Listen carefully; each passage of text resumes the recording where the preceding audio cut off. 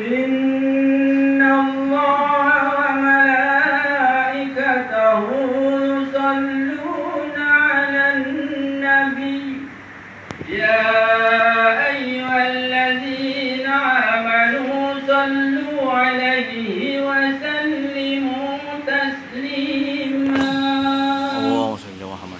اللهم صل على محمد اللهم صل على محمد اللهم صل على سيدنا ومولانا محمد.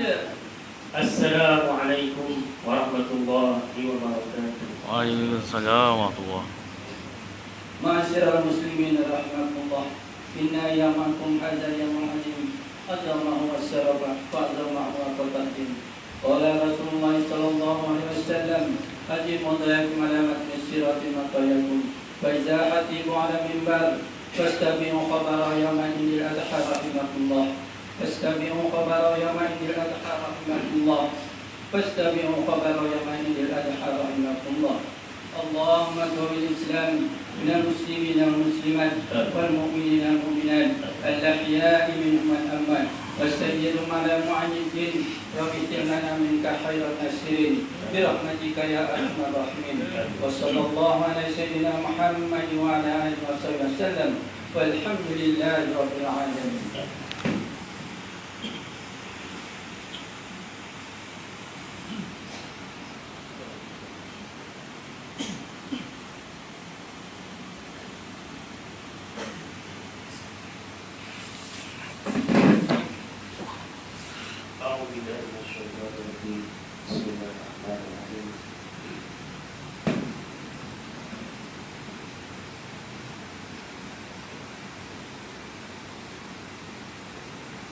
الله أكبر الله أكبر الله أكبر الله أكبر الله أكبر الله أكبر الله أكبر الله أكبر الله أكبر ولله الحمد. الحمد لله الذي جعل هذا اليوم عيدا للمسلمين. أشهد أن لا إله إلا الله وحده لا شريك له وأشهد أن محمدا عبده ورسوله. اللهم صل وسلم على سيدنا محمد وعلى آله وأصحابه أجمعين. أما بعد فيا عباد الله اتقوا الله أوصيكم وإياي بتقوى الله فقد فاز المتقون. قال الله تعالى في كتابه العزيز يا أيها الذين آمنوا أطيعوا الله وأطيعوا الرسول وأولي الأمر منكم فإن تنازعتم في شيء فردوه إلى الله والرسول إن كنتم تؤمنون بالله واليوم الآخر ذلك خير وأحسن تأويلا.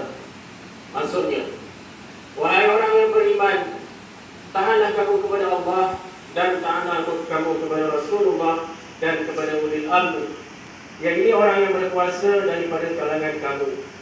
Kemudian ketika kamu berbantah-bantah, yang ini berselisihan dalam sesuatu perkara, maka hendaklah kamu mengembalikannya kepada kitabullah, yaitu Al-Quran dan sunnah Rasulnya.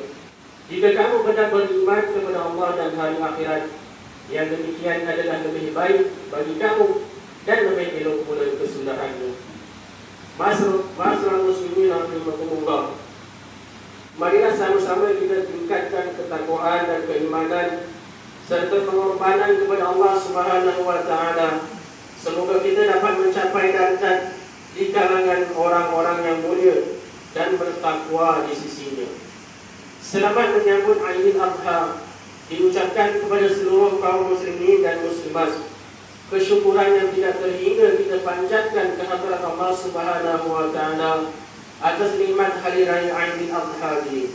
Sidang hadirin yang dirahmati Allah, hari ini tanggal 10 Zulhijjah merupakan hari yang cukup bermakna bagi umat Islam di seluruh dunia.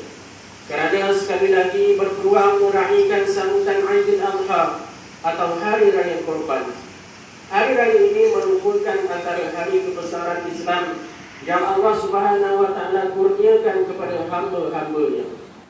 Pada Aidil Adha ini, seluruh umat Islam akan mengagungkan Allah Subhanahu wa taala dengan bertakbir, bertahmid dan bertasbih serta menegakkan syiar Islam dengan melaksanakan ibadah korban bagi mendekatkan diri kepada Allah Subhanahu wa taala.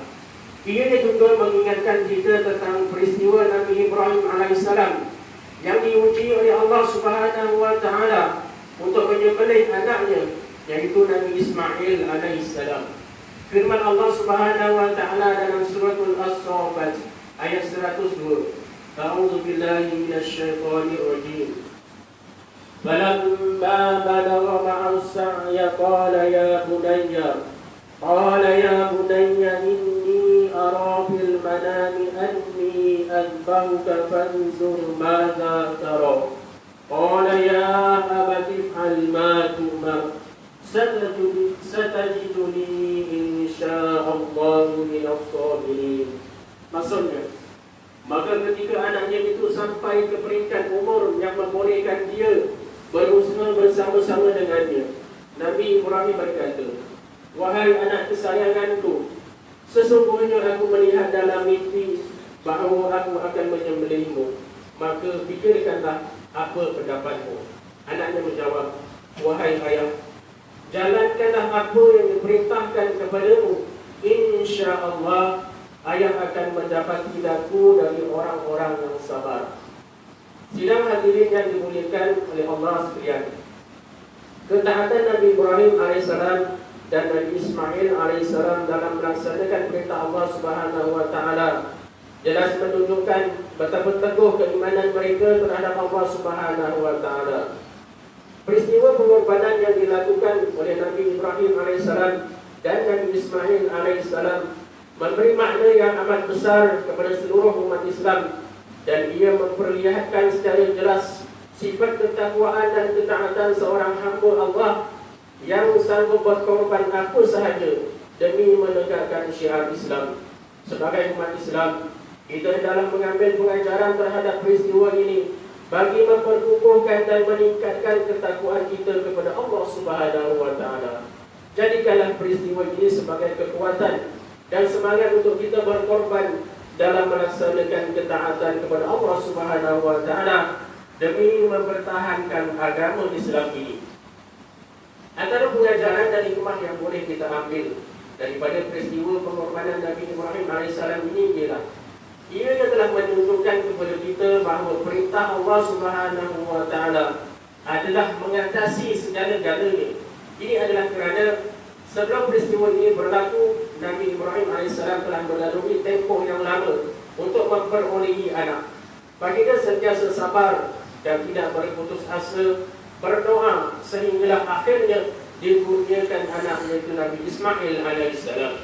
Namun begitu, apabila anaknya Nabi Ismail AS mencecah usia 10 tahun dan ketika kasih sayang semakin mendalam terhadap anak lelakinya, ketika itu baginda diperintahkan untuk mengorbankan anaknya pula. Cuba kita bayangkan perasaan sedih dan pilu yang terpaksa ditanggung oleh Nabi Ibrahim AS dalam menghadapi suasana yang sedemikian. Dan cuba kita bayangkan sekiranya perkara sedemikian berlaku kepada diri kita, sudah pasti perkara tersebut akan memberi tekanan yang amat berat dan kesedihan kepada kita. Akan tetapi, kerana menjunjung perintah Allah Subhanahu wa taala, maka semua perasaan sedih dan pilu Nabi Ibrahim AS rela diketepikan dan dikorbankan demi mentaati perintah Allah Subhanahu wa taala. Sidang hadirin yang dimuliakan Allah sekalian, peristiwa ini telah menjadi titik tolak pensyariatan ibadah korban yang dilaksanakan pada setiap musim haji, yaitu pada 10 Zulhijjah dan pada hari-hari tasyrik, yaitu 11, 12 dan 13 Zulhijjah. Ianya sebagai lambang ketaatan hamba kepada Tuhannya dengan menyembelih binatang korban untuk mendekatkan diri kepada Allah Subhanahu wa taala. Peristiwa ini juga telah menunjukkan bahawa perintah Allah Subhanahu wa taala hendaklah diutamakan dari segala dalilnya di dunia ini. Ketaatan Nabi Ibrahim AS ini adalah merupakan pengorbanan yang paling agung, sehingga baginda diangkat sebagai Rasul Ulul Azmi dan digelar Khalilullah, yaitu kekasih Allah Subhanahu wa taala. Firman Allah Subhanahu wa taala dalam surah An-Nisa ayat 125 bermaksud, dan tidak ada yang lebih baik agamanya daripada orang yang menyerahkan dirinya kepada Allah dengan ikhlas, sedang dia berusaha mengerjakan kebaikan, dan dia pula mengikut agama Nabi Ibrahim yang lurus, yang tetap atas dasar tauhid, dan kerana itulah Allah menjadikan Nabi Ibrahim kesayangannya.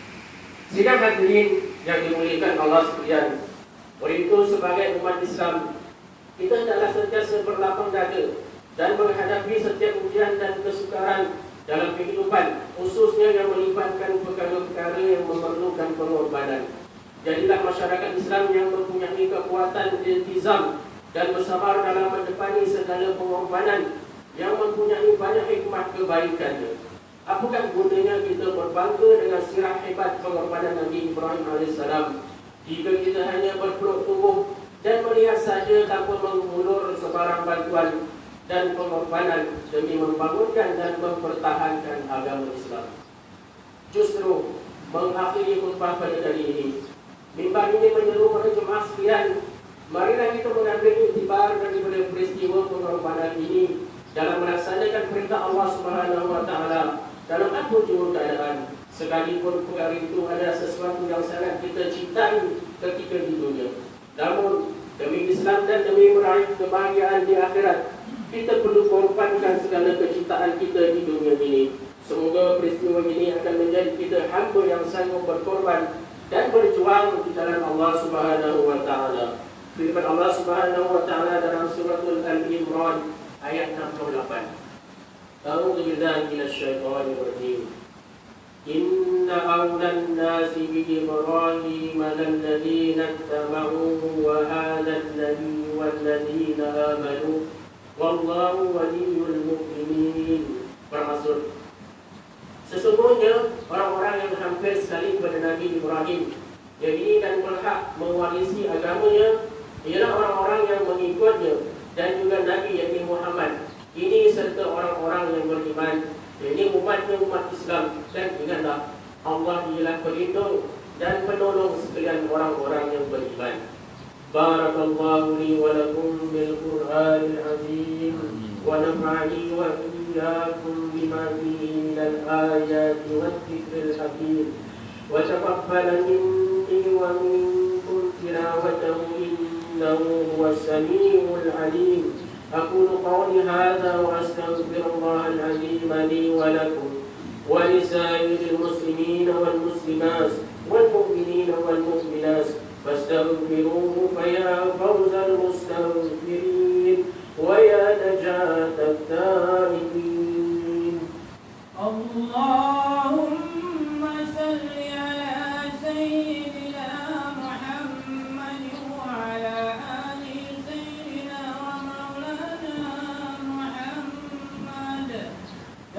الأولين والآخرين وسلم ورضي الله تبارك وتعالى عن كل صحابة سيدنا رسول الله أجمعين.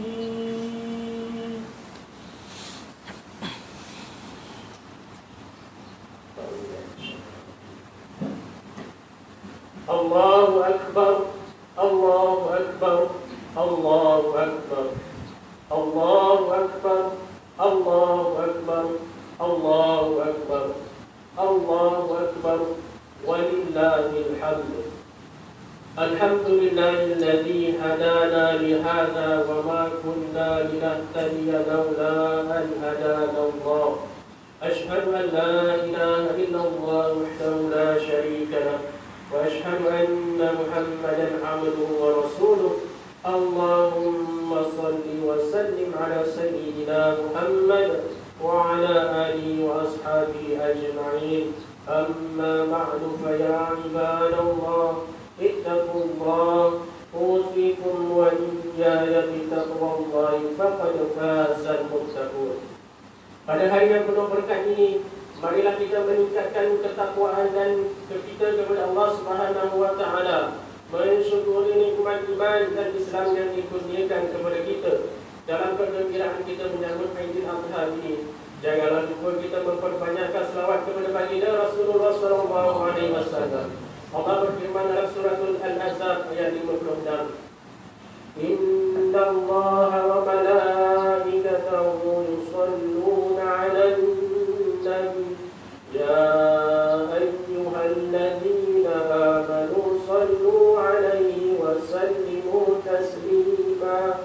Bermaksud, sesungguhnya Allah dan malaikatnya berselawat, yang ini memberi segala penghormatan dan kebaikan kepada Nabi Muhammad sallallahu alaihi wasallam. Wahai orang yang beriman, berselawatlah kamu kepadanya serta ucapkanlah salam sejahtera dengan penghormatan yang sepenuhnya.